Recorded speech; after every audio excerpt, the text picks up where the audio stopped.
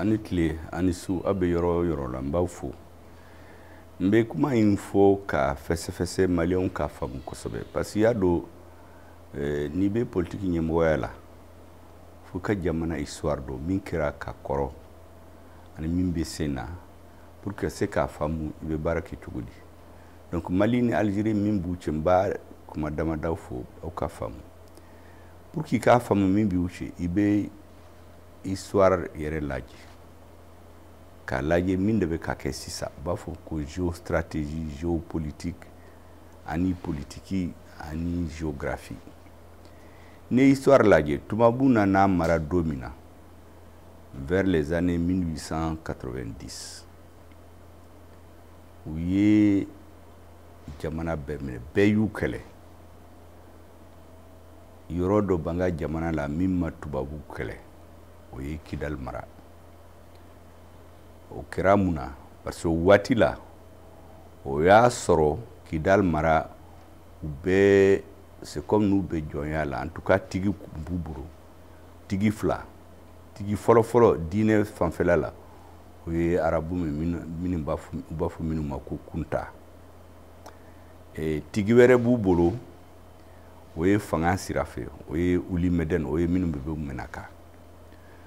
donc pour k'u bɔ jɔnya la u y'u kan di tubabu ma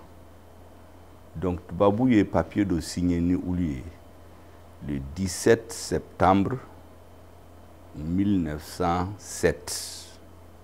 u b'a fɔ min ma ko convention de Bourème Faransi tɔgɔ la Faransi sɔrdasi y'o y'a sɛbɛn a tɔgɔ ye la verdure min sɛbɛnnen b'a kɔnɔ ko Kidal mara tigi wɛrɛ t'a la a tigi ye Ifogaso dɔrɔn ani mɔgɔ min ka di Faransi ye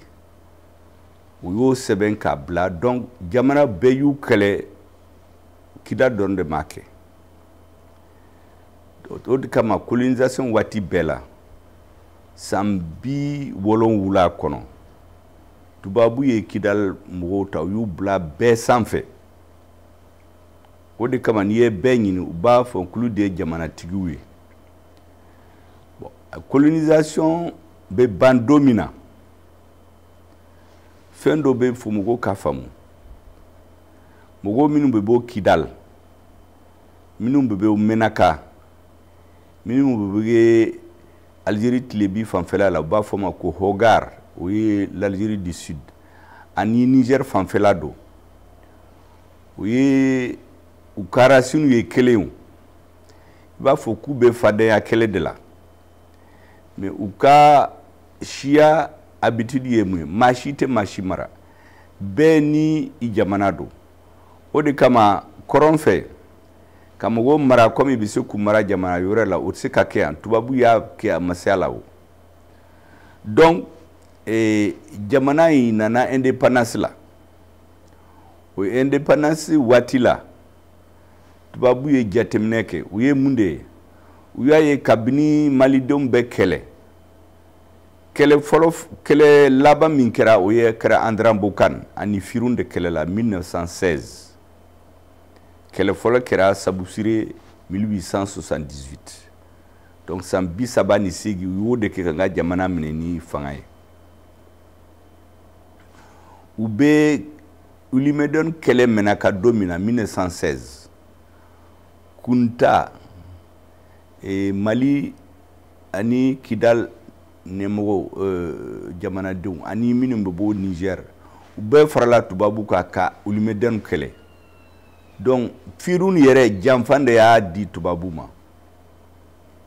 Africains de y'a faga k'a di tubabu ma donc tubabu ka baara ye mun u bɛ aw fara fara après u bɛ janfatigi dɔ ɲini aw cɛ o de y'u ka plan filan donc comme u b'o dɔn indépendance kɛlen u kun ye mɔgɔ damadaw labɛn o ka kɛ ka sɛbɛn kɛ k'a fɔ k'olu t'a fɛ ka taa indépendance la k'olu yɛrɛ b'a to ka to des français musulmans ni Faransi tɛ se k'o kɛ a k'olu fara Maroc kan ou bien k'u fara Mauritanie kan mais olu tɛ se ka furu Mali la o tɔgɔ o waati la o tɔgɔ kun ye Soudan o mogo kɛmɛ saba u ye lettre bila ka taa di De Gaulle ma o mogo u m'o denw bɛɛ kɛlɛ la hali sisan o maintenant jamana denw ba fanba mogo minnu bɛ kɔrɔn fɛ kɔrɔbɔrɔw fulaw arabuw budamew bɛɛ faralen ɲɔgɔn kan tribu 7 Mali ministre de l'Intérieur ala mahina la an fa Mamadou Madera Kita Modibo ka ministre de l'Intérieur do a taara 1958 a ko sisan an bɛna ta indépendance la an b'a kɛ cogo di comme dɔ ye sɛbɛn kɛ De Gaulle ko olu t'a fɛ ka indépendance ta olu b'a fɛ ka to Faransi jɔnya la o don mɔgɔ min kumana kɔrɔnfɛ mɔgɔ bɛɛ tɔgɔ la kɔrɔbɔrɔw fulaw arabuw budamew bɛɛ tɔgɔ la o ye Attaher Ag Ili a mɔden bɛɛ kala a mɔden de ye Algabas Ag Intala min bɛ terroriste nɔfɛ sisan a ko tubabu ma a ko Mali ministre de l'Intérieur Madera ma tubabu y'a mara ɲɔgɔn fɛ an b'a fɛ ka taa indépendance la ɲɔgɔn fɛ an ka yɔrɔ bɛɛ an ɲɛsilen don tilebi fɛ la France nous a colonisés ensemble nous voulons aller à l'indépendance ensemble toutes nos oueds coulent vers le sud donc o y'a kɛ tubabu ma sira sɔrɔ Soudan taara indépendance la budabe ni Mali bɛɛ faralen ɲɔgɔn kan o de kama n bɛ to k'a fɔ MNLA wulila don min na u ye mankan ci ko u mɔkɛw ye sɛbɛn dɔ kɛ De Gaulle ye u t'a fɛ ka taa Soudan la u y'u minɛ k'u don jɔnya la nkalon de don mɔgɔ dama dama de y'a sɛbɛn ka di De Gaulle ma jaabi d'u ma mais France tora a ka plan fɔlɔ la ka Soudan fara donc an ye indépendance ta ɲɔgɔn fɛ Mali yɛrɛ RDA yɛrɛ bɛ fanga minɛ kɔrɔn fɛ Bourdame bɛ majorité bɛ votera RDA de donc olu de bɛ indépendance yɛrɛ fɛ Mali Soudan ka fara ɲɔgɔn kan ka kɛ Mali ye maintenant indépendance ta don min na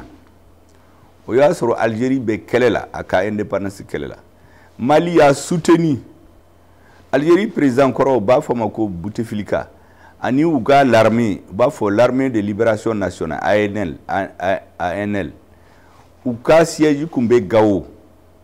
Mali soldats yɛrɛ Mali Modibo ye Mali soldats yɛrɛ fara Algérie soldats ka tubabu kɛlɛ fo Algérie ye indépendance sɔrɔ donc an ye teriw an ye balimaw de mais min kɛra kɔfɛ o de kama an kan ka jateminɛ kɛ an bɛ fɛn o fɛn kɛ fo an ka jate parce que ɲɛmɔgɔ an ka jamanaw kɔnɔ ni mɔgɔ y'a fɔ an ye balima ye an ye teri ye an bɛ ɲɔgɔn fasada dɔrɔn a tɛ miiri tuguni ale ɲɛna fɛn bɛɛ ka di k'a sɔrɔ fɛn dɔ b'a ju kɔrɔ parce que minnu na ɲɛmɔgɔ yɛrɛ Algérie la filan wɛrɛ b'u bolo fɛɛrɛ b'u bolo an tɛ min faamu parce que tubabu b'a fɛ ka jamana fara don min na u ma sira sɔrɔ o y'a sɔrɔ an ni Algérie bɛ teriya la mais kɔfɛ plan o plan n'a dilala ka Mali fara o b'a sɔrɔ Algérie b'a ju kɔrɔ parce que fɛn minnu bɛ kɔrɔn fɛ pétrole ni gaz ni fɛn caman bɛ yen mɔgɔw ɲɛna Algérie b'a fɛ ka continuer k'o exploiter a filanan population min bɛ Algérie tilebi fɛ o kɔrɔ ye u b'a fɔ ma ko Hogar ani Kidal Ifogasu balimaw de don i n'a fɔ Mali sud kɔnɔ Sikaso tilebi mɔgɔw ani Côte d'Ivoire tilebɔ yɔrɔ fɛ le nord et le sud c'est les mêmes peuples o de bɛ Algérie ni Mali cɛ donc c'est les mêmes populations olu de bɛ frontière la donc Algérie bɛ mun kɛ a bɛ Algérie passeport di mɔgɔ minnu bɛ kɔrɔn fɛ a y'o d'u ma k'u kɛ Algérie citoyen k'olu de utiliser sumaya kana Mali kɔnɔ o de kama terrorist mouvement ninnu bɛɛ ni wulila n'i y'u jate k'u jate kosɛbɛ i b'a sɔrɔ Algérie b'a ju kɔrɔ hali 2012 mankan mun wuli Mali kɔnɔ u b'a fɔ ma ko Moujao un mouvement comme tous les mouvements terroristes o Moujao in a fanba u bɔra Saharawi fɛ Saharawi Algérie de bɛ yen Algérie fanga de be Sahara yin jamana kono u b'a fɔ ko u b'an fɛ mais du kɔrɔ u ka intérêt kɛlɛ ka continuer Mali kɔnɔ hali u ka jamana kɛlɛ wulila don min na u y'u ci mɔgɔ minnu ma se ka a supporter u y'u pousser ka taa Mali nord la o de ye Al-Qaïda donc Al-Qaïda ye Algérie ye Moujawo fana minnu bɛ bɔ Polisario kana minnu bɔ Sahara occidental olu fana ye Algérie mɔgɔ mais Maliens t'a faamu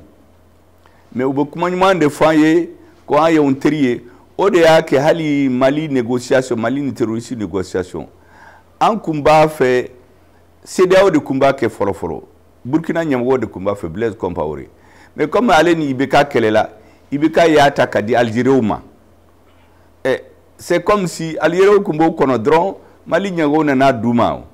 donc u ye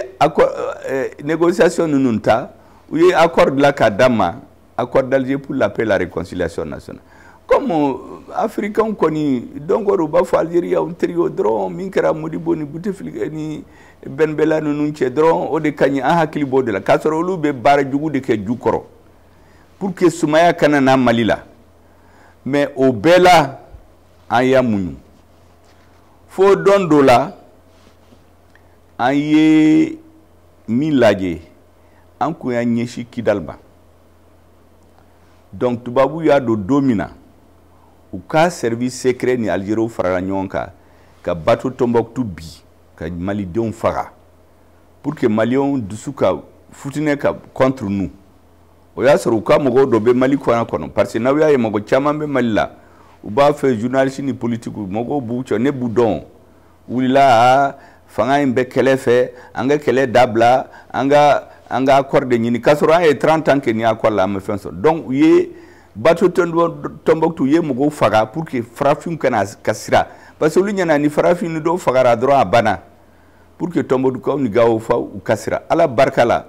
ne bɛ Tombouctukaw ni Gawokaw fo u ma sira donc u ye mɔgɔw faga don min na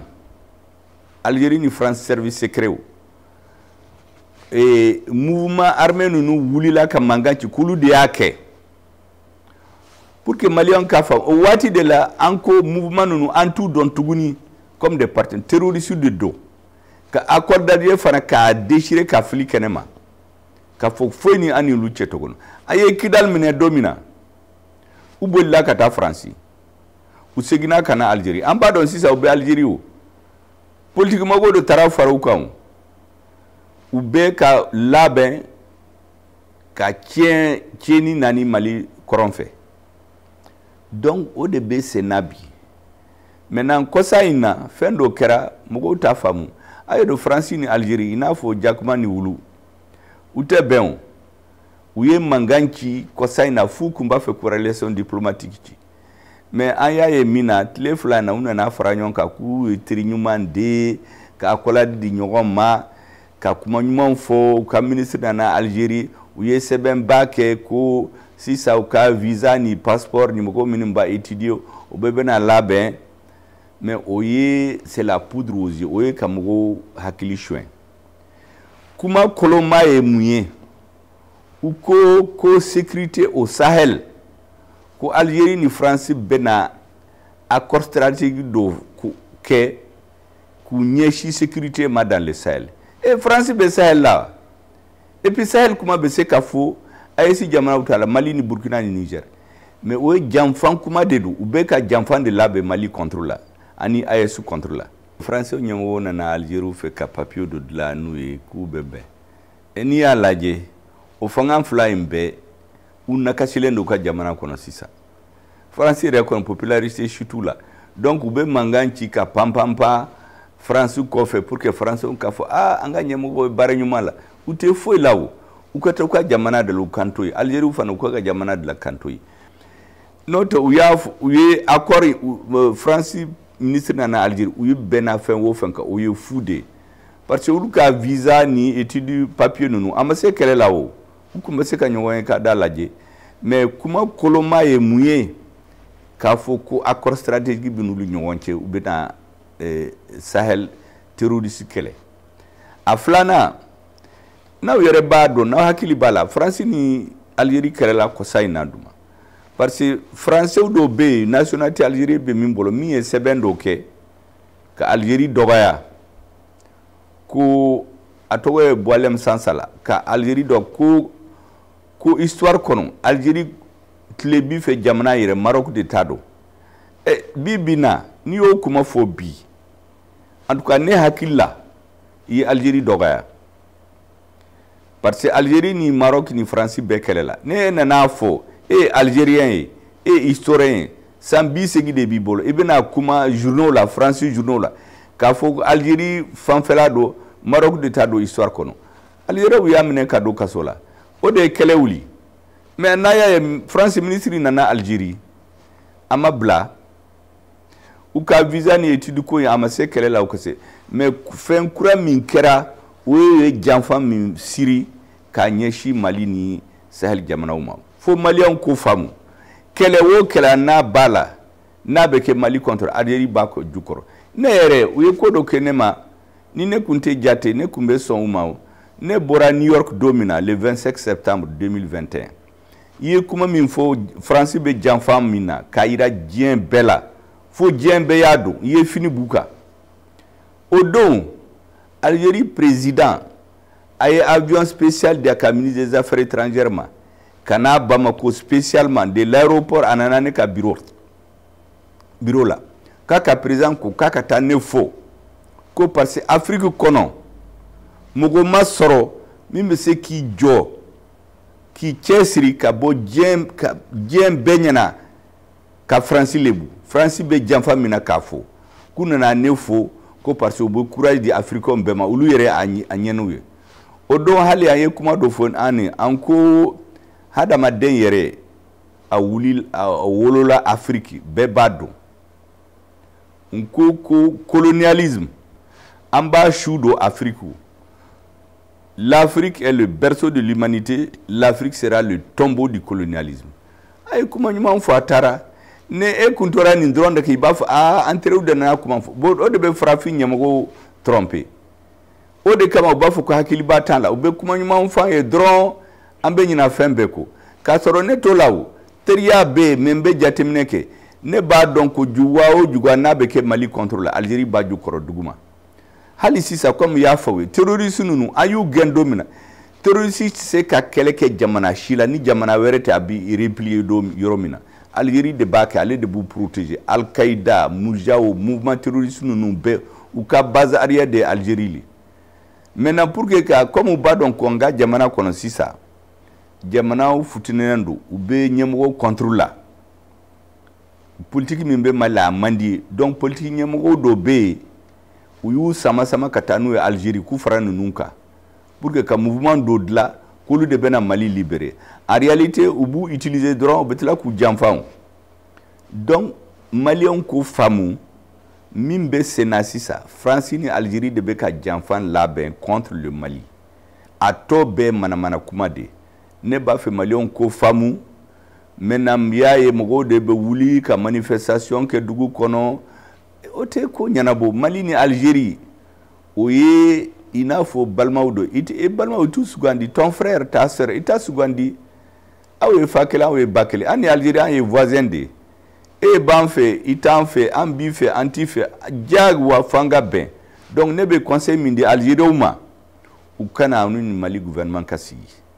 ne bɛ min di Maliens ma ni Algérie nana ou bien u kana Algérie fɛ u ka sigi ka kuma ka ko ɲɛnabɔ n'o tɛ ne ɲɛ b'a la mɔgɔw minnu bɛ wuli ka mankan ci dugu kɔnɔ ka taa Algériens nini o tɛ foyi kɛ fanga tɛ baara kɛ nin cogo la o le 14 janvier an wulila k'a fɔ ko Maliens tɛ sɔn jɔnya ma minnu bɛ mankan la sisan an m'u ye o don o waati la u kun bɛ transition contre la sisan olu de kɛra transition kuraw ye teri kuraw de an kana sɔn nin ma an ka l'armée a bɛ baara min na Maliens kan ka Mali l'armée soutenir an ka chef d'état-major yɛrɛ Jara a ye kuma minnu fɔ an ye nisɔndiya kosɛbɛ o y'a yira ko cɛfarinw b'an fɛ donc an b'an ka soldats fo an ka ministres an ka chef d'état-major an ka soldats bɛɛ an ka chef suprême des an k'u bɛɛ fo parce que mɔgɔw tɛ min faamu fanga an bɛɛ tɛmɛ mais armée bɛ to yen amete machitayu iya don korole uyo de ke malla le 26 mars minum be terroriste nyamwa iya de agali nunu ukumbe Bamako parce que armée yuchi ou Moussa yu wele kana Bamako coup d'état du 26 mars yu soro ni Bamako mais mogo na manganchi ko minu ye terroriste ke ou les démocrates en arme de ou les 26 mars mogo kata fangan duma be terroriste na wuli tuguni ka soro Moussa be bin domina ou ya fo ku soldats ni kanga do armée la abe keme fla ni biduru mais unana pacte national c'est Moussa bina domina ou ye manganchi ka Moussa neni ka soldats nyamgo muna kudo kasola ministre de la défense ani ministre chef d'état-major ani chef suprême des armées kato longue kamgo hakili chwe sans kelen ko funana pacte national signé unana fo ko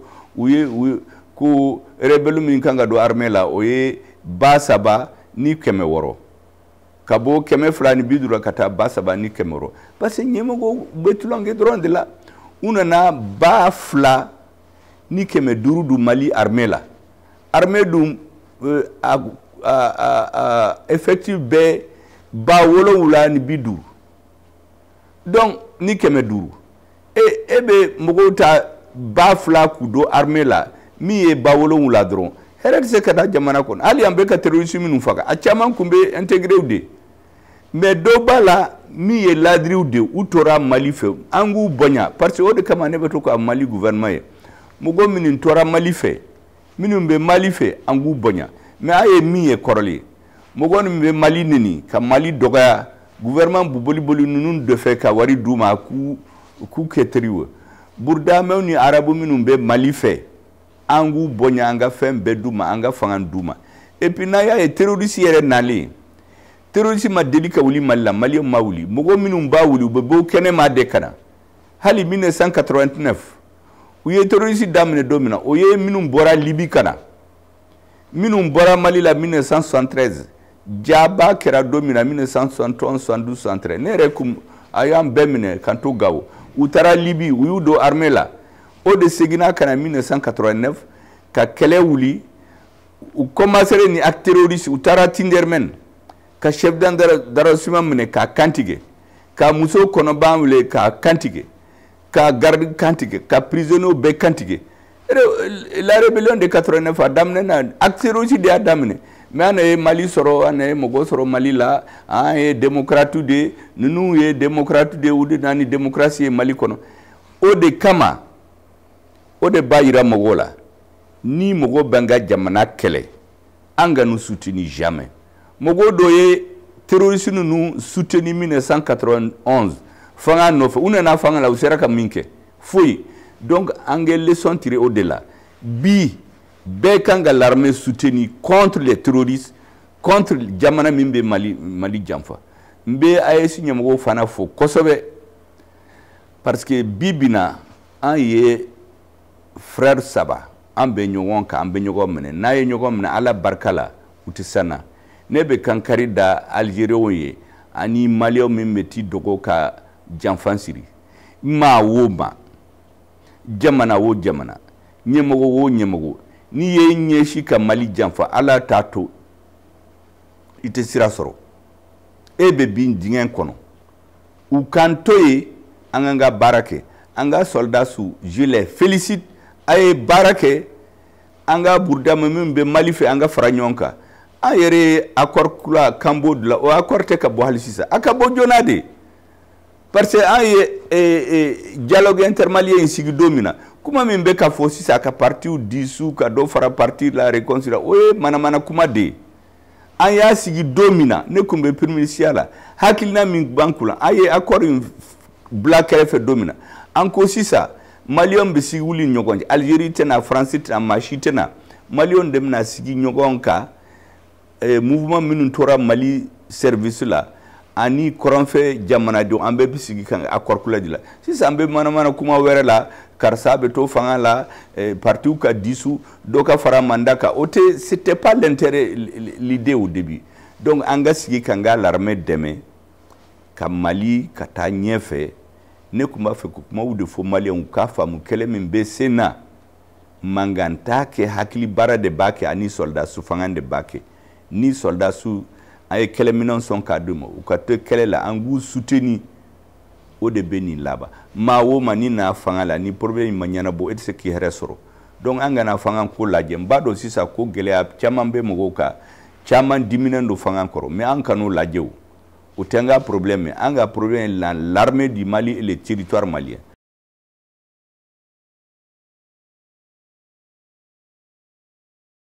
I y'a dɔn ne ye fila ka kuma fɔ dɔ y'a faamu dɔ ma faamu n bɛ dɔ fara kan pour que ka faamu i y'a dɔn fulaw ye min ye siɲɛ min don caractère dɔ b'u la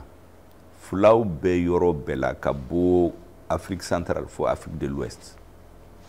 fulaw ye mɔgɔ minnu ye u fiyɛrilen don kojugu u t'a sɔn jɔnya ma o tubabu nana mara don min na siɲɛw minnu y'u kɛlɛ ka tɛmɛ bɛɛ kan o ye fulaw ye u b'a dɔn ni ni fulaw bilala ɲɔgɔn na i tɛ hɛrɛ sɔrɔ dɛ i ka wuli joona dɛ n'o tɛ i tɛ s'u la et donc hali ni y'a ye Niger premier ministre fulaw danfojo y'a fɔ fulaw ba dɔ don o mɔkɛw de don donc u bɛ fɛ ka fula kɛlɛ wuli i y'a dɔn ni fula kɛlɛ wulila dɔrɔn maa si tɛ hɛrɛ sɔrɔ n'i ye Mali ta e bɛ se ka n'i ye mɔgɔ 100 ta i b'a sɔrɔ mɔgɔ 80 fulaw joli b'u ka u la quoi i b'a sɔrɔ fulaw mɔden dɔw bɛ parents dɔw bolo mun na donc tubabu b'a fɛ fula kɛlɛ in ka wuli jamana kɔnɔ mais u b'a kɛ cogo min na u b'a kɛ ni hakili ye an dun an tɛ baara kɛ ni hakili ye a y'a mɛn France président taara Guinée Bissau o don ko fula kɛlɛ de bɛ Mali ni Burkina ni Niger la a y'o fɔ mun na parce que o ye min bɛ dimi don mɔgɔw la Afrique yɛrɛ la pour que k'a yira ko jateminɛ t'an fɛ ɲɛmɔgɔba dɔ bɛ yen bɛɛ hakili bali bɛɛ b'a dɔn a ka opposant u kɛlɛla minnu b'a contre la comme fulaw ka ca wuli ɲɔgɔn ye a ye mankan wuli e président Kuturu ka wuli ka fulaw dɔgɔya k'a fɔ ko jamana kan ka wuli contre la est-ce que président bɛ se k'o fɔ mais a bɛra tubabu ka jan kɔnɔ o y'a kɛ ale yɛrɛ hɛrɛ mana ka jamana kɔnɔ tugun a fɛra don min na fula dɔ ye dɔnkili kɛ o parce que a bina jan kɔnɔ dɔ bon u b'a fɛ ka o jan de si sisan Mali ni Burkina ni Niger ani jamana bɛɛ kɔnɔ donc fulaw tɛ jɔnya fɛ sisan u ye hakili suɲɛ don mɔgɔw la ka fulaw don kɛlɛ in la parce que u b'a dɔn u ma se fulaw la colonisation waati la ayi fanga min bɛ Mali Niger ni Burkina Faso u tɛ se fulaw la u y'a kɛ nin de kama o de kama ne b'a fɔ fulaw ɲɛmɔgɔw bɛɛ ye aw ka hakili jagabɔ aw kana sɔn nin ma an b'a dɔn i y'a dɔn ni joli n'a bɔra siɲɛ kelen dɔrɔn adamaden i y'a dɔn siyako kɛlɛ ani diinɛko kɛlɛ ni hadamaden dɔnna la dɔrɔn e tɛ se k'i yɛrɛ faamu alors siya association ninnu ani association wɛrɛ ninnu a bɛɛ n'i y'a kɔlɔsi a ɲɛmɔgɔw u ka intérêt de dilan o ne min filɛ nin ye ne tun bɛ kɔrɔn la collectif des ressortissants du nord élection 2013 nana don min na u y'an bɛɛ wele kɔrɔbɔrɔw bɛɛ taara ka bɔ stade da ONUSPA la yan de an y'a sɔrɔ jaja dɔ ye hakili suɲɛ tɛ ka mara ka i bɛ ka meeting de kɛ k'a sɔrɔ an fana ye candidat o kɛra ministre ye après donc u bɛ jeu la k'a fɔ k'a bɛ nord mɔgɔw intérêt défendre k'a sɔrɔ ale yɛrɛ intérêt b'a la bon ni association ninnu ye a caman nin bɛ nin cogo de la donc mɔgɔw kana sɔn o de kama n'i bɛ politique la i k'i sen bɔ siyɛko kɛlɛ ni diinɛko kɛlɛ la e siyɛko kɛlɛ ni diinɛko a to mɔgɔ wɛrɛ k'a kɛ parce que ni donna la dɔrɔn a bɛ yɛlɛma fulaw filɛ nin ye n'aw ye jateminɛ kɛ 2015 2016 terroriste ninnu bɛ bi minnu kɔ o ye fulaw de ye u bɛ taa fulaw ɲɛmɔgɔw faga karamɔgɔw faga dugutigiw faga fo fulaw bɛ u tɔɔrɔ la f'u bolila ka taa Burkina o don Irganda ani Gina dɔgɔ ɲɛmɔgɔw taara fo Burkina olu n'u kumana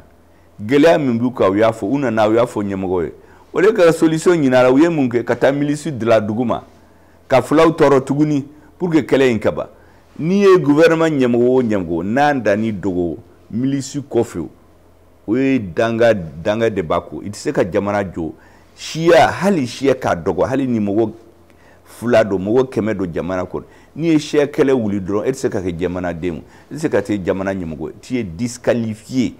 ka mɔgɔw diriger jango fulaw n'a yanga population ta ite ma shi soro fulaw joli te minaw donc tubabu ba fuko kele de wuli ni kuma wo kuma me tubabu da o ye balawude Niger fleni ou be Niger contre la domina France président wula kamunfu ko Niger président munana ko arabu de do o de kama wiyamne o ye ka arabu la futine donc hakilite mugo minuna nuna nafo kuyi bafaga uyi fafaga uyi balmaw faga dine ko kama ni she ko kama e fana be do alake ubo de la sisa parce que terrorisme fleni ambe terrorisme numne ni mugo kemeta bi kononto ni segi terroriste tulaw una na keleke parce que yu fafaga yu bafaga yu balmaw faga yu kashe nyemgo faga ube ku yere vanji do yere nana parce que fentu bolo ube ta terroriste fe ka wari do nyini do yere ko kuba fe ka furu wari tu bolo ka furu utara terroriste be wari do saruye abita mogo faga pour que ka wari do soro a chama mbala ni choko de la maintenant minumbe fangala u ka koloshili ke parce que naman koloshi ambe big jain kono parce que nantara gri mogoka ni chama sara ne e ka shie mogo sara dron shia mogo sara dron hakili were tula donc o de be malasa donc ne be min fo flaw nyemogo befe akwa hakili ne ba donc ko gele a chama be malasa fendo be ke do be faga dron parce que flaw de do mogo baye flaw minum be sa o de kacha mais o te o be u ka jande angana bini jain kono intellectuel be minum be jatemine au kana son au kana donna parce que ni donna na machite ka hera sorala ma wo ma ni blashia kelela gouvernement wo gouvernement ni blashia kelela et se ka jamana mara et se ka hera soro ne ba fe ko de fo mbalma we flaw machite malila minte flawe et puis ni magara fla kelen la ibe kungo soro bon tubabu bo de ke kabini colonisation watila ube sira kelen ka mugo farafara ka jamfantigi do nyini nuna na uka jamana kono sisa nuna na ka parti suru be parti nyemo do suru ba ke jamfantigi de we wari chamandama ka ese ka gagner election la abeni pampampa ane de majorité ne de gagner ka soro jamfantigi de do hali libi uba fe ka an farafara o de be sena don hali bi ni Afrique laje ni uka jamana laje parti tan bala parti duru me anga jamana kono parti keme fla parti keme nani Mali na ne ame kosa eno ko parti keme saba ni bi konoto ni kelen ba ko nere njawula domina parce ne ba donc 2018 parti keme fla du kumbe madla ori kama ne afo domina ko parti kura créer afo keme do ya fo ko est-ce que tiendo be gala net kuma ko ne femi fo dongo do ni afo politique la soro pleuve bambolo donc uba fe kan farafara démocratie de nana ka foroka terrorisme janfa ani ka farafara like hali Kadhafi mine flenie uba bin domina ne livre donkala ukoko kamini 2010 2009 we janfatigi do nyine o jamana la nuna na jamana ubu janfatigi nyini folo mugono mbe warife mimbe fanganfe mimba yerefe nu yu damadama surubu faranyonka